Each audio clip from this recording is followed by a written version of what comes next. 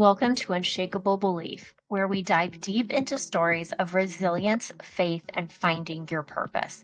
I'm your host, Monica Connolly, here to help you unlock your inner strength and take action toward a life you love. Let's get started.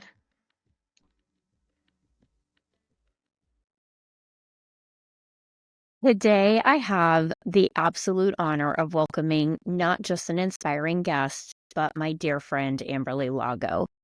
Amberly's story is one of the most powerful examples I know of resilience, grit, and the incredible strength that it takes to rebuild your life after unimaginable challenges. Her journey through a near fatal accident, chronic pain, and finding purpose has touched so many lives, including mine. I Mm. can't wait for her to share that journey with you today. Amberly, thank you for being here and for the light you bring to every room you enter. I'm so grateful to have you as a friend and even more excited for our listeners to hear your story. Well, thank you so much for having me on. Absolutely. Well, thank you for your kind words. You're amazing. So, for those of us that don't know your story, can you give us a little bit of background as to your accident and what happened to you? Yeah, actually, I just had a friend send me a picture today. I cringed because it was after my accident and when I was really, really struggling with chronic pain and did not have the right tools to deal with it. And I had tried so many different treatments. I had a motorcycle accident back in 2010. I was in the fitness industry and really had the life of my dream, healthy, the healthiest I'd ever been. Great husband, beautiful children, and that all changed in the blink of an eye, and I nearly died. So I was riding my motorcycle when I got T-boned by an SUV, and I'll give you the Cliff Note version of it so I can add as much value to your listeners because my intention is to really just give some tools on how I've been able to overcome and be more resilient and actually find some joy in the journey of chronic pain and entrepreneurship and motherhood and being a wife. And so I was lying in the street and I just remember looking down and my leg was completely crumbled into pieces. And my first thought, my one of my besides like screaming some cuss words out and then thinking, oh gosh, my Methodist mother would not be too proud of me. But one of my very first thoughts was, this can't be good. I'm probably going to have to train clients on crutches for a while. So I was already thinking about how am I going to keep the clients, going on their, routines? How am I going to keep the trainers that worked for me with their I was already thinking in my head the business side of it and had no idea that this was going to drastically change my life forever. And I also didn't know that my femoral artery was severed. And thankfully, I feel like he was a guardian angel. And I don't know who this guy is to this day. And I wish I did, but no one else was running over to me. They were staring, they were looking at me like, well, one lady even fainted. And at that time, I was like, wow, this must be a little more serious than I thought. And this one man ran over and he ripped his belt off and he made a tourniquet around my leg. And he actually saved my life because, there was a lot of blood, but I didn't know my femoral artery was severed. And he knew enough to make a tourniquet on my leg. Paramedics were right down the street. And so they were running towards me before they even got the call. I was rushed to the hospital. It was chaotic in the ER. My husband is retired now, but he was a lieutenant commander with a highway patrol. And so the whole room was filled with cops. They thought maybe I was a cop that had gone down because the news travels fast in the brotherhood and sisterhood of the police force. And so the room was filled. It was chaotic. And at this point, I thought, oh my gosh, I think I'm going to die. And it was the first time I had ever seen my husband cry. He's a big, tough guy, and he was crying hysterically. And I yelled across the ER. I was like, honey, I need you to get over here and be strong for me. Uh-huh. because I needed to know that he was gonna be able to take care of our 2 daughters, and then he came over and he held my hand, and that's really the last thing I remember before they put me in induced coma, and when I woke up out of a coma, the first thing I learned was doctor said, "You know what? I'm so sorry. There is nothing we can do for you. Your leg is like a war wound.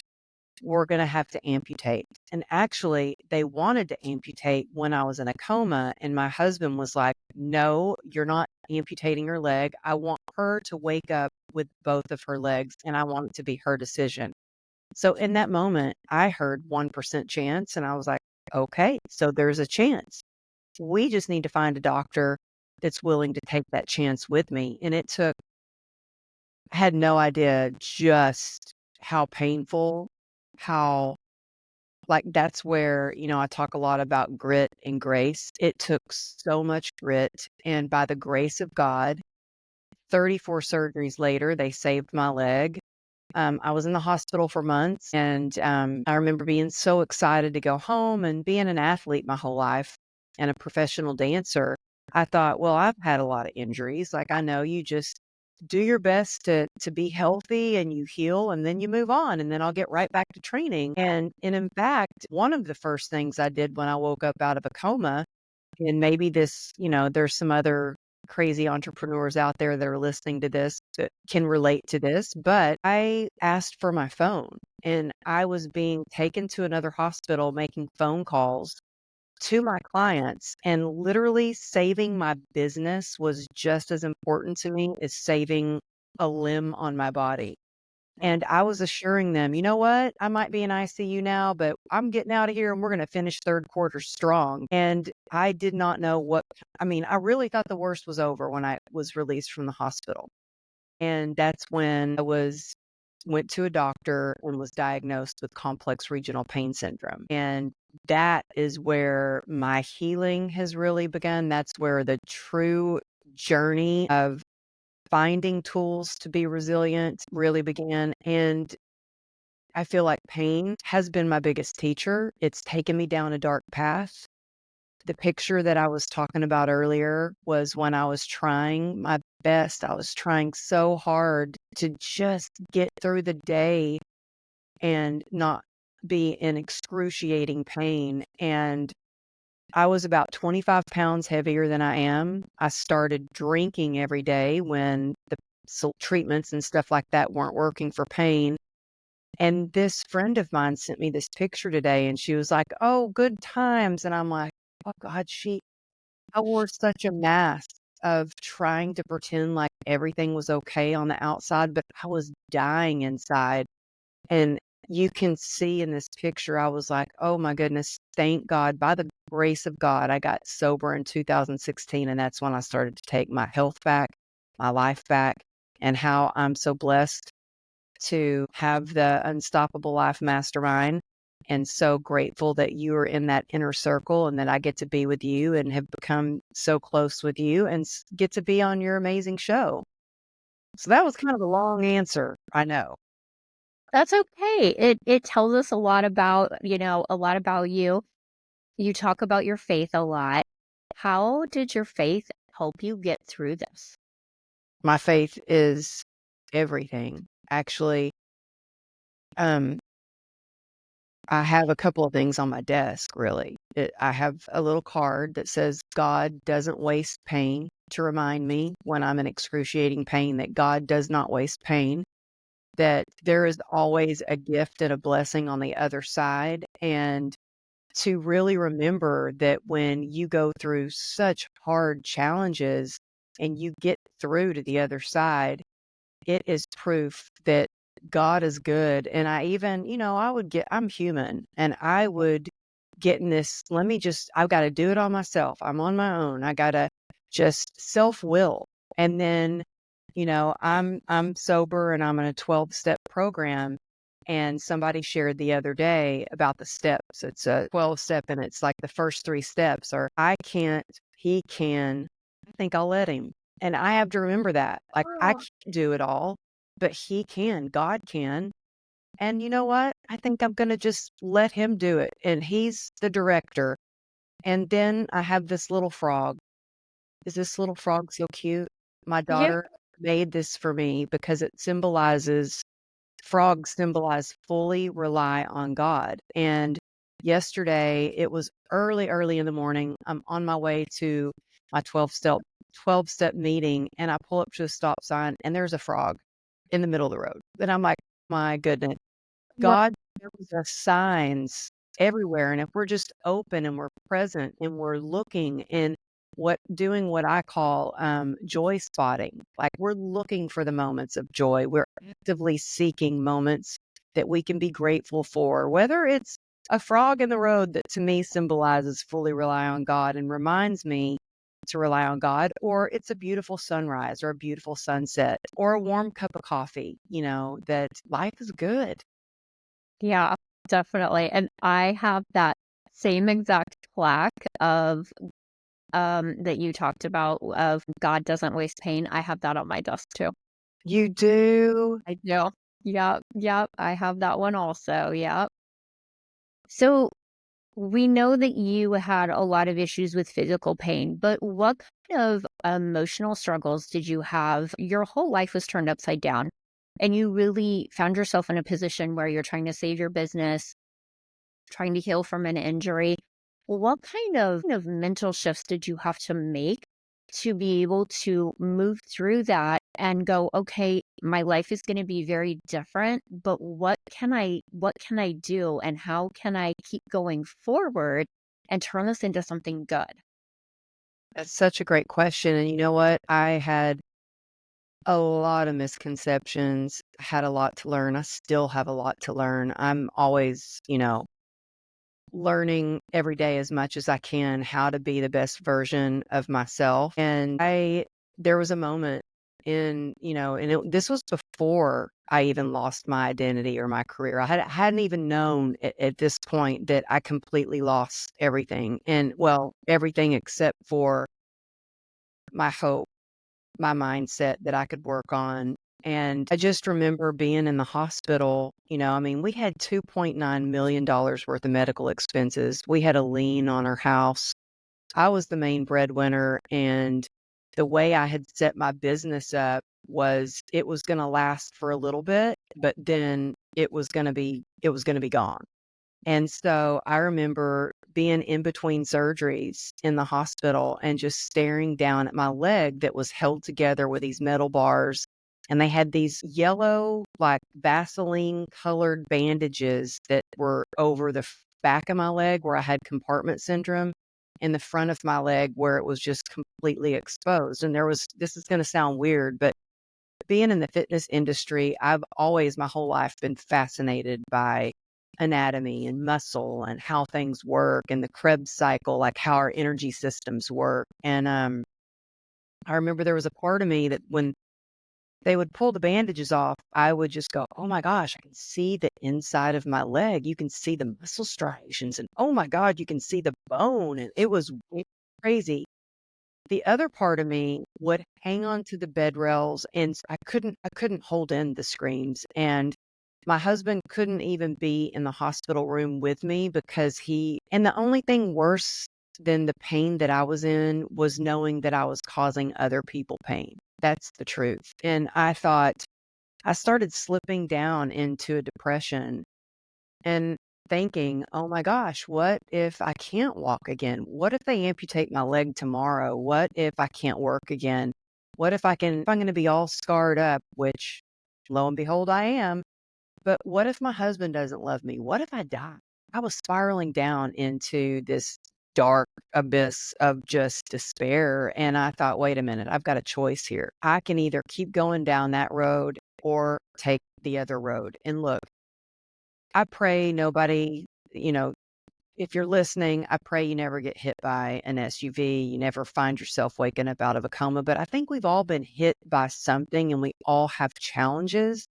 And in that moment, I really focused on what I did have and what I could do. And we all have a choice. And gratitude is the number one way, like the quickest and easiest way to shift your perspective is with gratitude. You can't be sad when you're grateful. You can't be anxious when you're grateful.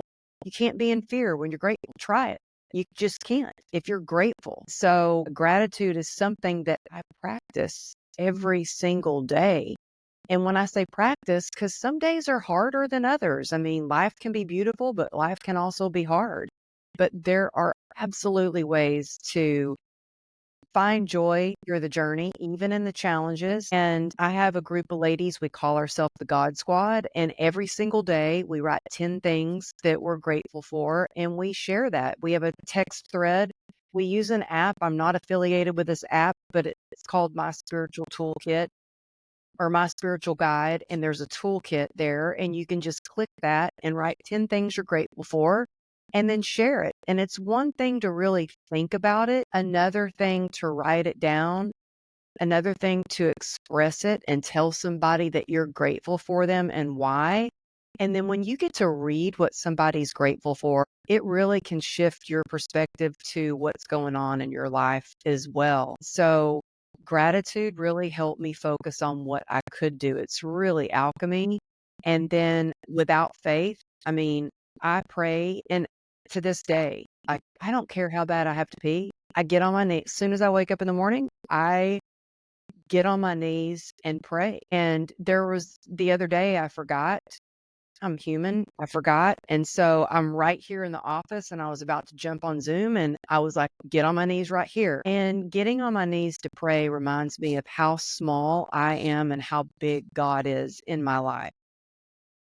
Absolutely, absolutely. Yeah, I have found that doing these interviews, so many people have just said, I would not have been where I'm at now without my faith. That is what my anchor was. That is what pulled me through.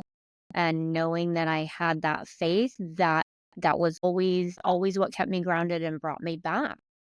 So I think that that faith can look different for everyone, but just having that is such an important piece for us for any challenges that we're going through. And I love that you just said anchor because I also have written on this note, I anchor myself to God. I have that Oh. written. So I love that you said that. And no, I don't go snoop around Amberly's office looking for these things so that I can talk about them. We just really connect and so that's crazy that we have, we connected over someone told me I needed to go seek out Amberly because I Really? had chronic pain. Yep, a mutual friend of ours, when she heard my story, she said to me, "You have to connect with Amberly." Wow. And, it took me almost 2 years to do it Well, because I Monica, I remember the first time I met you, yeah, and then I remember the second time I met you, and I looked at you, and I feel like you were a little bit surprised that I remembered you. yeah, I was. And I was like, Monica, wow, how much weight did you lose? It's like, you look amazing. Yeah. And you kind of looked at me like, she talking to me? Like, what? You remember me? You know what I mean? You had that look on your face, like, yeah, she remembers me. This is my time to talk to her. And then you join the mastermind. And I think one of the best times was that, you just saying how we do have a lot in common. And that day on the boat together Yeah, was just something special I'll never forget. Well, the whole day that we had together for the absolutely. retreat at my house and then going on the boat was just so healing, wasn't it? Absolutely. Just, being able to sit with these women and, these are women that we've gotten together several times over the past year. We talk almost on a daily basis and, just being there to support each other and watch each other grow and carry each other through hard times has just been such an amazing journey. Well, that's something that really helped me. You asked like the mindset that I had in the hospital. There were a few things. It was gratitude and my faith, and it was being of service and having community. And people are like, being of service in the hospital. I'm like, yeah, I was. I was still calling my clients and giving them nutritional plans I even had the nurses coming in my room. Like there'd be 4 or 5 nurses at a time. And like, okay, what do we got to do to get a better booty? Like, tell me the exercises once they found out I was in the fitness industry. And then I had a chair beside my bed, and the nurses would come and kind of pull the curtain closed and plop themselves down and just want to share their heart, their troubles. And I would give them suggestions, and just being able to help in that way made me feel so good. I think that when we have a purpose, when we know we can help, when we know we can reach out, and people say all the time, well, I'm struggling myself too much. Well, if you're struggling, go help somebody. And I promise it is going to be a gift to you. And then, Monica, I had a lot of misconceptions. I was really good at working hard. I'm not good at a lot of things, but I was really good at grit. And I used to kind of pride myself into saying, I've got a PhD in grit. Well, I learned that there were so many mistakes I was making. Oh, I mistook health scares for heroic acts. Like, woohoo, look at me. I gave that motivational talk. Passing a kidney stone. That ended up making me septic, and I was in ICU for 3 days. I mistook stubbornness for strength. I mistook, thinking I had to do it all on my own. I couldn't ask for help. Fear for function. I just was in a constant state of fear. And what I realized is grit without connection is just resistance. Whether it's your health, your personal life, your professional life, your relationship, when you've got grit, that's great, but without connection, it's going to feel like clawing your way up to the top. It's going to feel like roadblocks, or even worse, like for me, I hit rock bottom. Grit with connection, that is where we truly find resilience. That is where we can tap into our joy. We can be a joy spotter or sparker. We can go and do joy spotting and really learn to love life again, no matter what life throws our way, that we have the tools, and we know that that resilience comes from deep within us and from the support around us. Absolutely. It sounds like you found that without even knowing that your purpose going forward after this accident was going to be touching other people's lives and be helping others find their purpose and find a path. So kind of as you transitioned out of the hospital, now you do coaching and you have your mastermind, you have your book, and you have another book coming out in the spring. I know it's raw and real, and I'm not gonna lie, it's a little scary because Yeah. I'm sharing stories that I've never shared before. I mean, and this book is so different. So my first book was a memoir meant to inspire. This book is like I'm telling a story of how I learned how to tap into the joy, even though I was going through this dark moment or this hard challenge. And then I'm giving actionable steps for you to be able to do the same thing, and then takeaways. So it's really like in the self help category. And it's just scary because I'm sharing stuff that my husband doesn't even know. I guess when he reads it, he'll be like, "What the hell?" And I think sometimes those things, people don't realize how much of an impact that had in your life. And I think sometimes, when you sit down and you start writing it, you don't realize the impact that it had on your life either until you actually sit down and you're like, wow, this really, like, I need to heal from this. I need, this left a bigger impact than what I realized. And Yeah. and writing it is one thing. It can be very cathartic, but it's when you read it and you're like, "Oh my gosh, I'm really gonna put this out in the world." Yeah. But I have people tell me a lot, like when I do my posts and stuff, and I keep it real. I can't do a post and pretend like I can't do that anymore in life. I have to keep it real. I had to get radically honest with myself. And I encourage anyone listening today, I will tell you that what changed my life was when I got radically honest with myself and where I was, who I was, what I was doing. And a good question to ask yourself, because we all know deep down, like our soul knows, God knows, and we know the Yeah. truth. And I was pretending like everything was okay when I wasn't.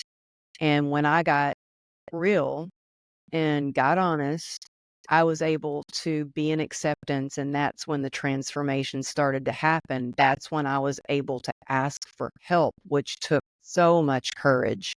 Because look, I know, and I was in that place where I didn't want to live anymore, but I was too afraid to die.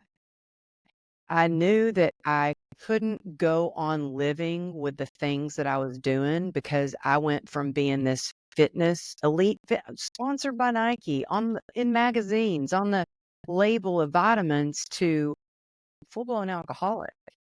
Yeah. And not many people knew, or they if they did, they kind of turned their nose, they kind of turned their cheek.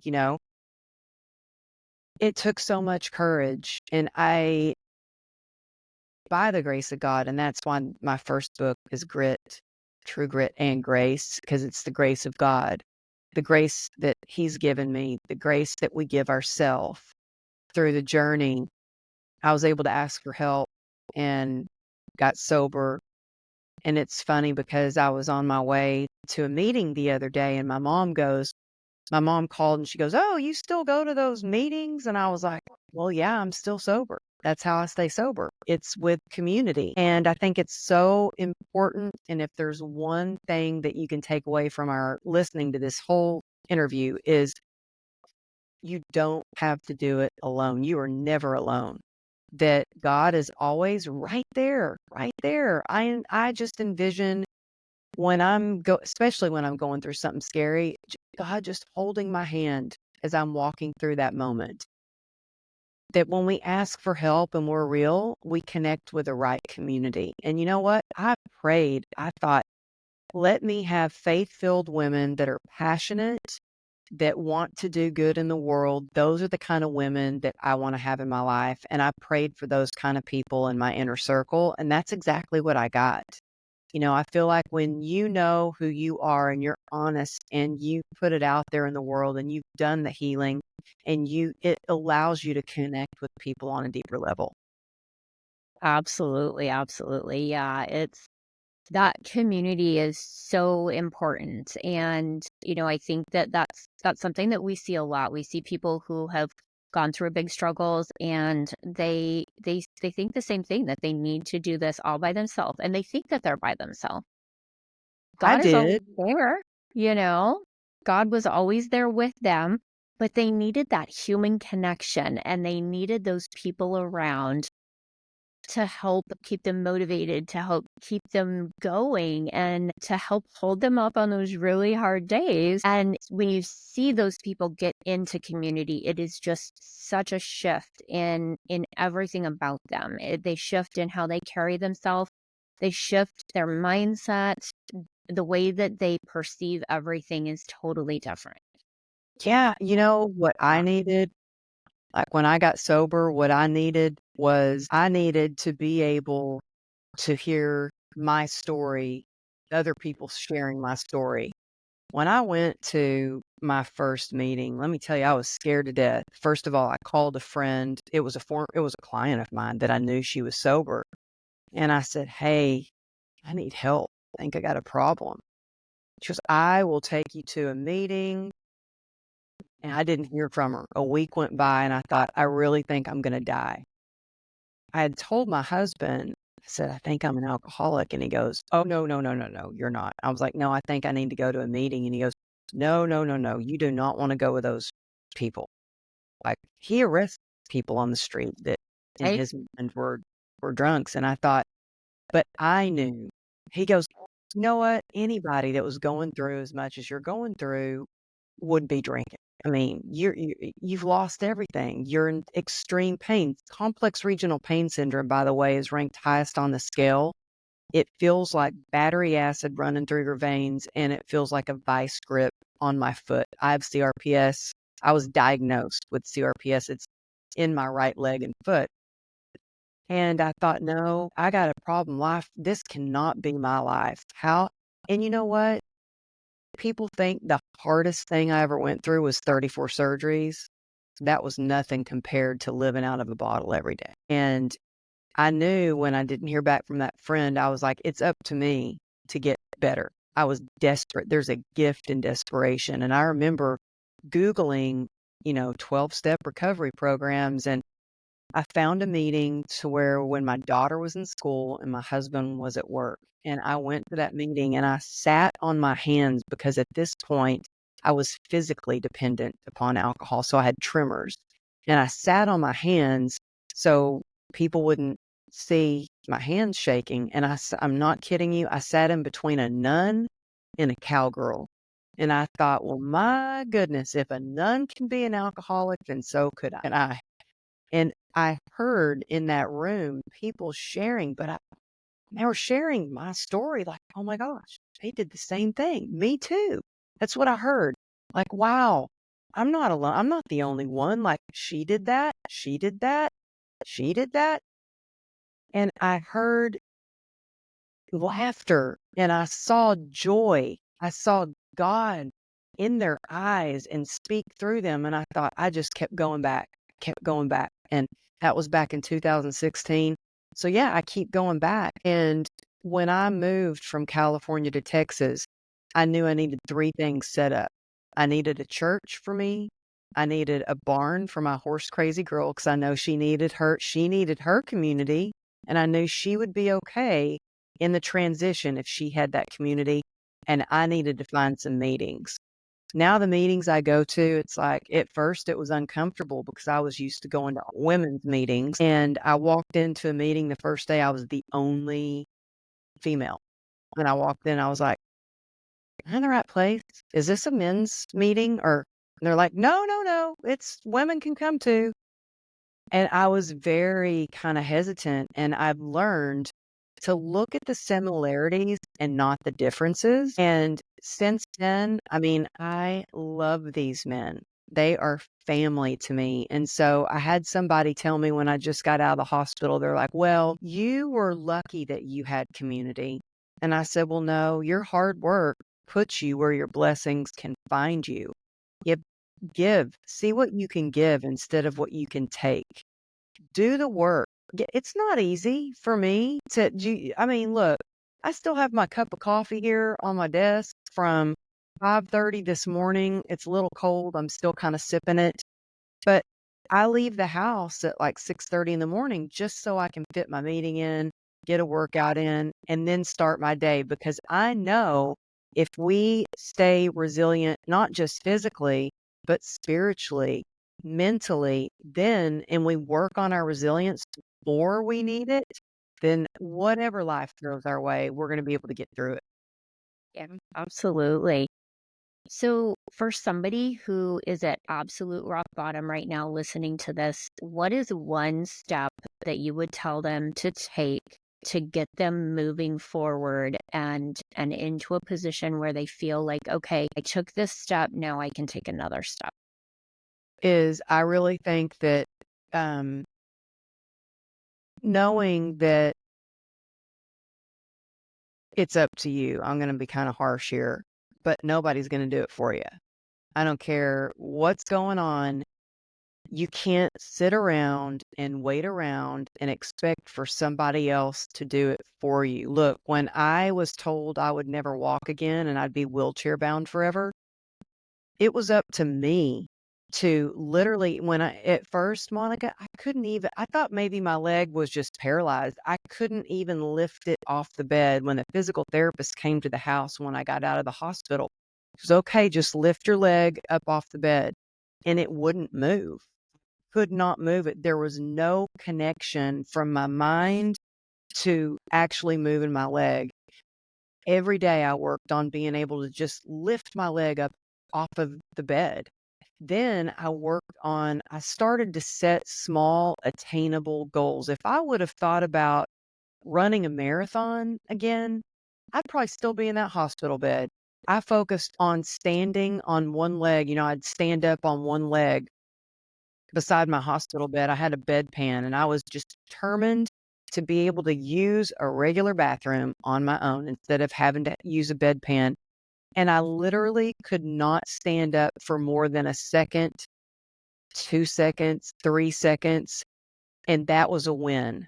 And so the next time the physical therapist came, I said, "Okay, I'm gonna stand up on my one leg," and I had my other leg hanging down for 10 seconds. And I'd stand there and I would count to 10 seconds at a time, and I'd get back in the bed and I'd have tears running down my face. But I knew if I could stand up long enough, then I'd be able to use crutches. And my first goal, believe it or not, was to be able to stand on crutches long enough to walk around to the bathroom and use the bathroom on my own. And so I think that if it's number 1, it's up to you. You've got to do the work. And that takes grit. Number 2, making small attainable goals and celebrating your victories along the way. Instead of thinking, I got to use this bedpan, I would think, I am one step closer to being able to use the bathroom on my own. And that was a win. Then I was one step closer to being able to check the mail. Then one of my goals after I could do that was I had a goal of being able to walk long enough to go to Starbucks. And there was this brick wall that is in the block between my house and the Starbucks that was on the corner.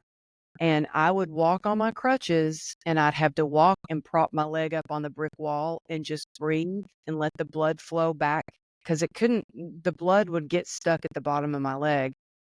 And I'd walk a few more feet and I'd prop my leg up on that cement wall. And I remember the first day I finally got to Starbucks and I was like, man, I am at Starbucks. I got my leg propped up.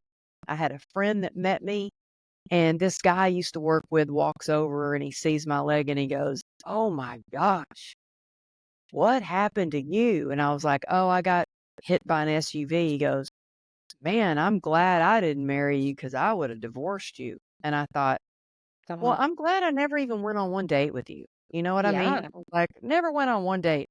But community's powerful because, see, my goal was I can do this on my own. Walk. I can walk. Nobody's going to walk for me. I got to do it myself. And my goal was I get to meet a friend at this Starbucks. And it's so important to have those people around you, not just to motivate you, but that they're there to keep you accountable. Like, they're not going to let you slack off. They're going to like push you. They're going to like make you a little uncomfortable. They're going to, yes, they're there to lean on and you can have a safe place in them, but they're going to push you a little bit too and not let you get too down on yourself.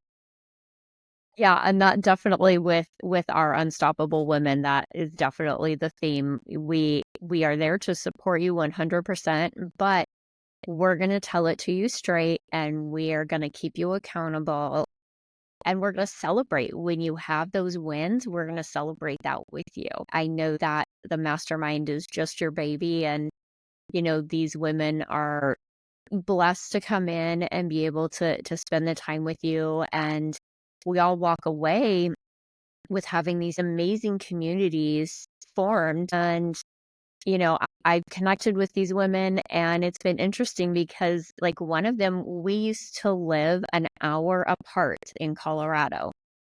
Well, is Never that knew each Jennifer? other. Is Yeah. that Jennifer? Yeah, we lived less than an hour apart in Colorado, never met each other, never came across each Wow. other. And then we meet in Dallas and go through this together and end up being connected through this. Yeah. Well, I think, I know it was, one of the ladies in the mastermind group today. We had a coaching call earlier, and she just texted me, "Light attracts light." And I loved that. And I think that we have such a great group of women that we will be bonded for life. Like, we're unstoppable forever. And I'm so excited to see everybody again in April, and you're taking the stage. Hey, I would love to talk about the summit that you're hosting in Dallas in April. Yeah, well, it's called the Unstoppable Success Summit. And, I wanted to, my goal was, look, there are a lot of people that everybody has a story. but these women in the mastermind, your stories are incredible. I mean, Monica, you are so incredible. The transformation that you have made in your own life and the good that you're doing for others with your coaching program and now your podcast. And I wanted to, there's a lot of women in the mastermind that want to be professional, like public speakers. And I thought, well, I want to give them, we all need a start. Like, I want to give them a platform. And so I created this summit, not just for like this year, we've got Trent Shelton, Leah Valencia Key, Brooke Hemingway, Renee Rodriguez, we've got Tamara Andres, and we've got mastermind members that are going to get time on the stage. And the reason I'm doing that is because I want to give them a platform to share their message. But more than that, I want them to have pictures from stage and like, look, there are a couple of members of the mastermind that were in the mastermind last year, and now they have speaking careers like Erica Azadeh that have like their careers just took off because they have the pictures and they've got the video of themselves on stage. And Monica, you're going to be able to say, yeah, I shared the stage with Trent Shelton. Yeah. Yep. Good luck. It's amazing because I've connected with most of these speakers previously at other events. And now to be able to be there as a speaker and be sharing the stage with them is And backstage. right. It just totally blows my mind that, that in such a short amount of time, the steps that I've taken and but like you said, I think so much of it has been it's been how can I give? How can I support others? How can I, continue to stay in gratitude? And that's what's propelled me forward. And really, a year ago, if you had asked me, do you want to join a mastermind and do this? I would never have had the courage to do that. I But would not can I have. say something? Can I just brag on you a little bit right now? Monica, you are so smart. You're so kind. You're so giving. You're so helpful. Like I see you're always helping people in our group chat. You always chime in and you're always so you're such a team player. But also one of the many things that I love about you is that you are such a hard worker. And I will say, yeah, Monica, we'll get on a coaching call and I'm like, you need to do this, this, and this, and you're going to time collapse your goals. And you go out there and do it. Or Yep. you'll send me your website. I'm like, yep, you just need to change this, put this here. And you do it. You get it done. I'm like, yep, for your podcast, you need to release this many episodes to launch it. And you do it.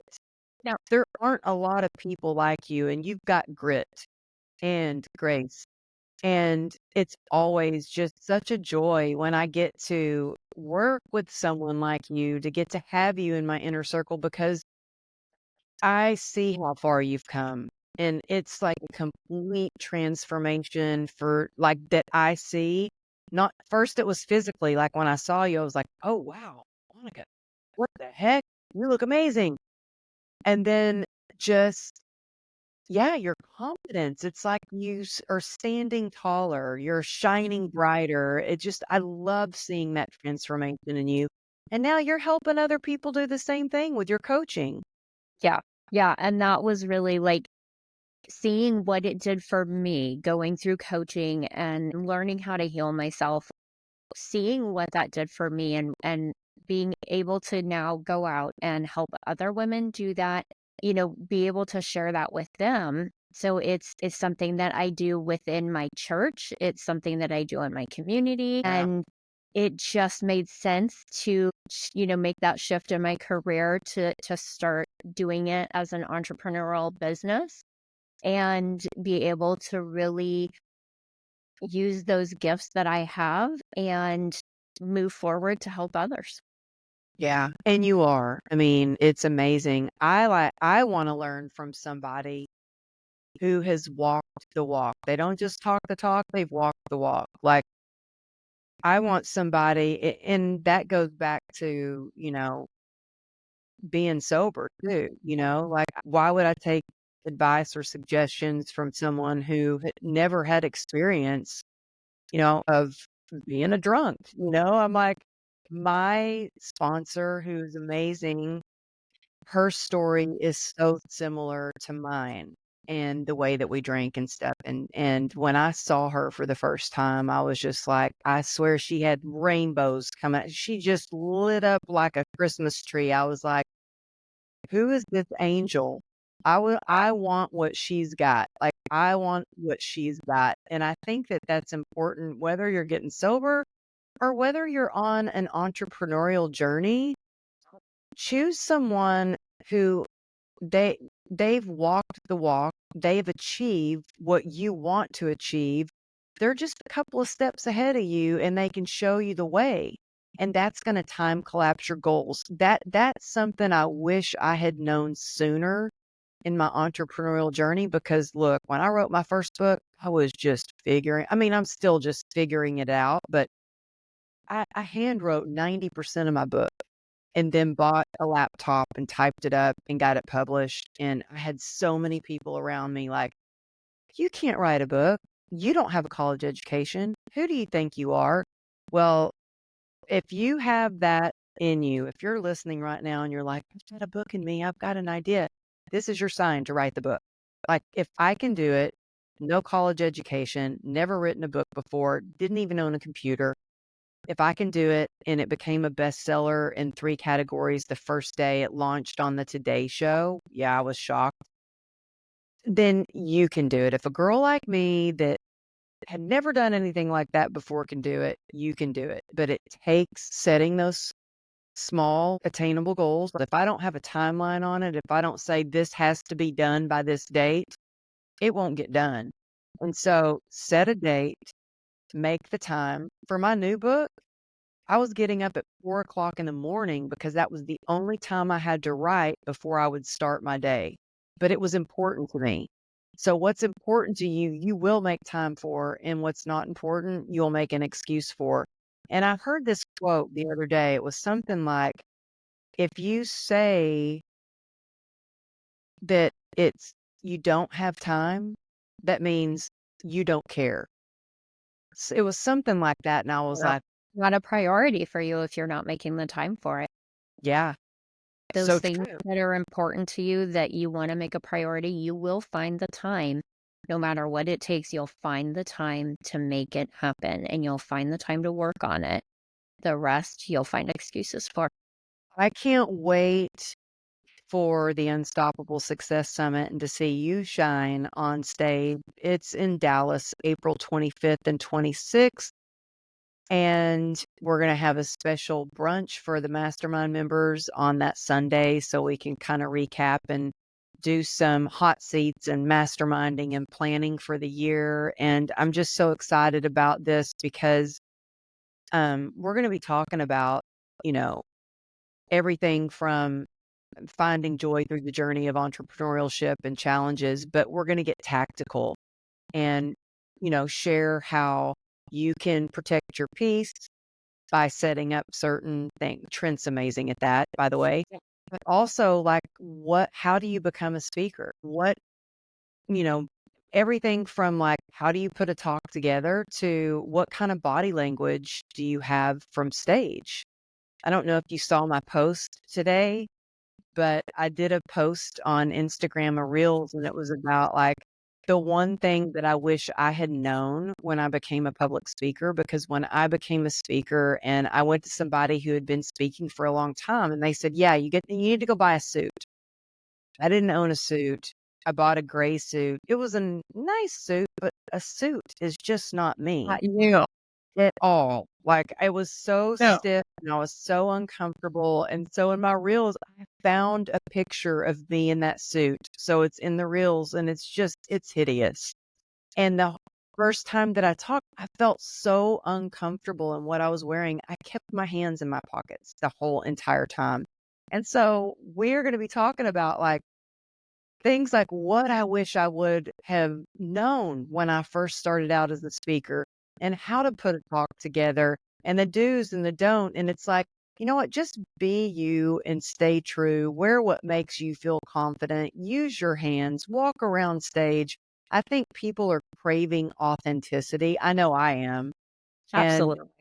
and we're going to keep it real. For this event, we keep it real. There might be some tears of joy, some tears of just we can exhale and let the floodgates open and do some healing, but I'm excited about it. Yeah, I'm excited. Last year's event, same thing. It was amazing speakers and, the stories that they share, and they come with their heart on their sleeves, and they really just kind of, put Hair. themselves right? They put themselves in a really vulnerable position to be able to share this. And so definitely looking forward to this. And we will put all of the information for the summit into the show notes so everybody can go there to get it. Awesome. Amberly, thank you so much for jumping on with me today and for sharing your words of wisdom and for bringing some light to everybody today. Oh, well, thank you so much. And you know what? Please stay connected with me. You can find me at amberlylago.com, my behind the scenes shenanigans at Amberly Lago Motivation, and all the links to, you can pre order the new book, come see us in Dallas, or just reach out to me and say, hey. Oh, thank you so much, Monica. You're such an incredible interviewer, and I'm so honored to be on your show. So thank you. You are so welcome. Have a good night. Thank you for joining me on Unshakable Belief. If today's episode inspired you, be sure to subscribe, leave a review, and share it with someone who needs to hear it. Remember, trust your journey, embrace your purpose, and let your belief guide you forward.